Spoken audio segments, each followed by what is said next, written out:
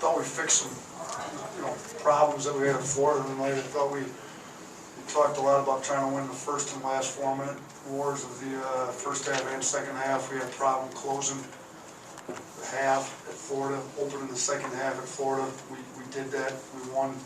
We tied the first 4-minute deal, won the next 3. So I thought we went into the halftime on a run, came out of the halftime on a run, kind of closed down any runs they made. Thought our defensive effort in the second half was as good as we've had. Typically we've been pretty good in the first half, and then had a relapse in the second half on the defensive end. Our stats guys had us at a .94 in the first half and a .95 in the second half, so it was just about dead even. Proud of our guys. Kyle won the hard hat, as you can see. First time he's got it, so great to see him. I thought it was the best game he's played in a while. Thought he was efficient with the shots, getting to the rim. Thought this was the best game G played too, so it was great. Being from Mississippi, G got to come out and play as well as he did against Mississippi State. So. Thank you, Coach. We'll take questions for the student athletes first. Let's go back row, Cecil.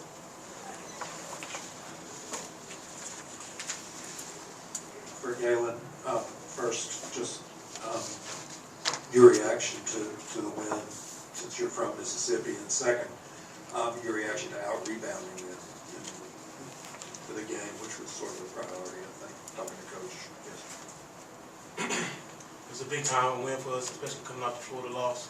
We put a lot of emphasis coming to the game on rebounding and also ending the game, just like we should have in Florida. So I think just rebounding was one of our biggest emphasis in this game. All right, we'll go to Alex in the second row. Both players, it really seemed when y'all had your little drought, 0-for-8 drought in the middle of the first half, that y'all decided to go inside. I think you had back-to-back kind of layups or post-move plays. How much do you feel like that sparked that little run y'all put together late in the first half? Kyra, you want to start that? I had to say it was a big spark for us because we got the ball inside, moved it around, and G made great plays back-to-back. So just getting those 2 buckets and then getting great stops and pushing and running, it helped us a lot in that game. Yeah, I think it gave us a great spark. Kyle finding me in the right place and her finding me and all my teammates to find me in those right places. I just try to make sure I finish on the best that I can so it can help us out and get the win. Front row, Drew.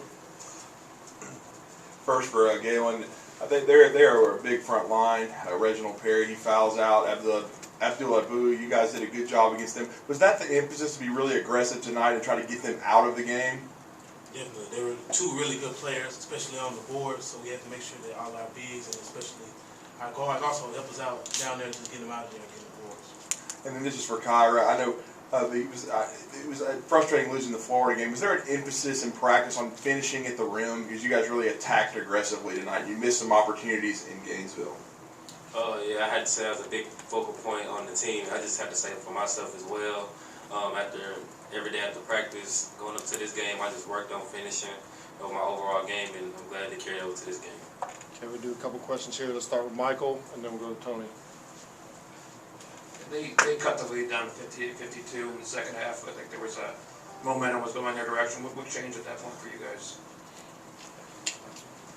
I had to say just keep on playing. Don't worry about them getting a run because it happens in basketball. You can't worry about the past. Just move on to the present and just keep playing hard, getting rebounds, and playing the offense. Do you need anything back on that? Yeah, we just started talking to each other and telling each other we had to make sure that we put out the fire. They started going on the run, so we had to go and make sure we go on our own run also. All right, last question for the student athletes right here in the front row, James. For Galin, you really seem to take your responsibilities boxing out to heart tonight. Talk a little bit about that and how much you really take pride in that. Yeah, I take that very seriously, especially as Coach gave me the time in regard to someone like Reggie Perry. So I just had to make sure that I really got them guys out of there. Even if I didn't get the board, as long as we got the board, it was okay. All right, thank you guys. You guys good to go?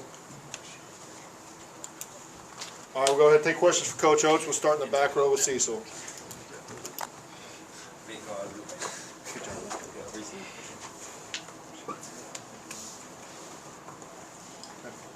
Just Coach, I think the final rebound total was y'all were 42-38.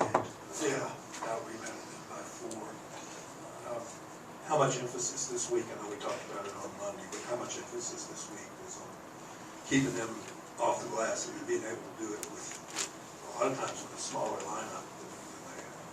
Yeah, I thought it was huge. I mean, it was our number one thing going in, and they were number one in the country in offensive rebounding rate, so just, you know, and with the way our injuries are and everything, you can't really do a bunch of rebounding drills in practice at this stage of the season, so we just, big point emphasis, a lot of video edits, showing guys missing cutouts in practice, Florida, what they gotta do.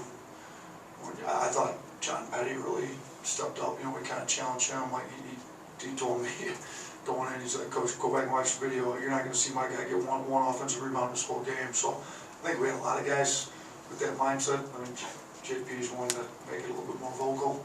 So I was proud of us. I mean, to out-rebound team that's number one offensive rebound rate in the country, you know, was huge, and I think that contributed to the win in a big way. Third row, Michael. Early in the second half, Petty hit that step back three-pointer right in front of the bench where he seemed to ignite things. What was that moment like, and what did that mean to the team? I mean, Petty's capable of making tough shots. I mean, you know, what may be a really bad shot for a lot of other guys isn't really that bad for him. I mean, he's capable of doing that. He's done it. I think it was a big shot that we needed. Bench kind of erupted. Guys got some energy on the floor. The crowd erupted. I thought our students were great. It's great to be back home with the students back here. Student section was huge. You know, Reese got that dunk in the first half. I thought they erupted. G got the lob from Kyra. Petty hit. You know, there was moments in the game when we needed a lift, and I thought the crowd gave us a lift. That was one of them. So happy for JP. Alex, second row. You've talked about a lot of space on the floor and trying to hit your shots from outside, but it really did seem like the post-game ignited the team, especially late in that first half. How important was that to kind of get that? Was that focused at all to really drive inside? You know what, they're still adjusting to the way we want to play. We don't want to ignore the post. We just get it there a little different. It's more off drop-offs, off drives. The big's got to get, kind of, we call it in the clunkers area, where it's kind of behind the backboard, off to the side of the lane. Kyra drives, whoever drives, their man steps up, we drop it to him, they dunk the ball. Well, I think G's starting to figure it out. Like, he's getting down there, he's not up, shrinking the floor, getting in guards' ways. He's spacing it out, making his man make a decision whether to go attack the guard's drive or stay with him. And I think he's really started to play well. I'm happy for him. He's a great kid. He always comes into practice. I mean, Coach Hodgson works for our bigs. He just calls him Old Faithful. He just shows up, gives us everything he's got every day. So I'm happy for him. He's gonna be big for us here in SEC play. He's got experience in SEC, and I think it showed tonight. We have time for a few more questions. We'll start front row here with Drew. Coach, I wanted to ask you about Beetle Bolden. I thought he had really good ball pressure at times tonight defensively. And then I know you had to take him out of the game, but being able to manage 4 fouls with 16 minutes and then finish the game on the court, and then also Herb managing the foul trouble. Yeah, sure. They're always in foul trouble, so I think they're getting used to managing foul trouble. I mean, Beetle was big. He came in and gave us a spark. He plays so hard.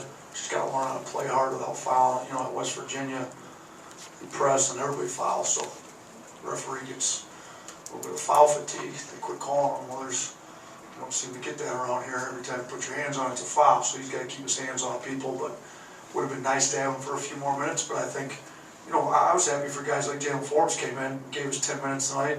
You know, hit a 3 for us, played great defense, rebounded the ball, got 3 rebounds in 10 minutes. So, you know, I told him I was going to put him in early. I did. I thought he was great. So, you know, Beetle gets in foul trouble, Herb gets in a little foul trouble, and some other guys step up. And we got to do a better job not fouling, but we were better at it tonight than we were at Florida. Third row here. Mississippi State cut to 6 and then goes to TV timeout. What was your message to the team and what adjustments did y'all make? That we weren't getting stops. I mean, every time we give up runs, it's either turnovers on the offensive end or it's a lack of focus and effort on the defense. We just had to get back to getting stops. And the good thing was, the players were saying the same thing before I got in the huddle. And, you know, I could hear them talking, like, we got to get stops. We got to come out and get these next 3 stops. So I think we did. Came out, got some stops. When we get some stops, get out with transition, we're pretty tough to cover. But, you know, we also talked about, we've been here before, that we got to, talked about that a few times, and, you know, timeouts, like, referencing back to the Florida game, when you get a big lead, you gotta put your foot on, you get a big lead, let them back in, you gotta blow this thing open again. This time we blew it open a lot more. I think it's a little easier at home, but, you know, I was proud of the way our guys responded to that run there, and to open it up back up like we did. Our last question will be in the third row here. With such a tough start to the conference schedule, how important is it for your team to get this first conference win? And then what does it mean to you personally to get your first SEC win as a coach? Sure, I didn't even think about that personal one. I guess that's nice. It's a lot better than being 0-2.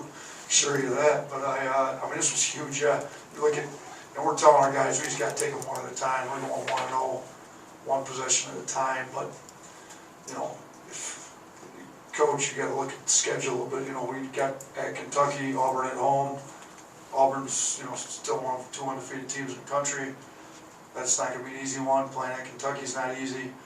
We definitely did not need to go 0-2. You know, it would have been nice to get to 4-1 and be at 2-0, but, you know, if we're going to challenge for, you know, up at the top of the SEC, this is pretty much a must-win 2 games in. So we got it. Now we got to buckle down, get ready for Kentucky, have a great 2 days of practice, be ready to go.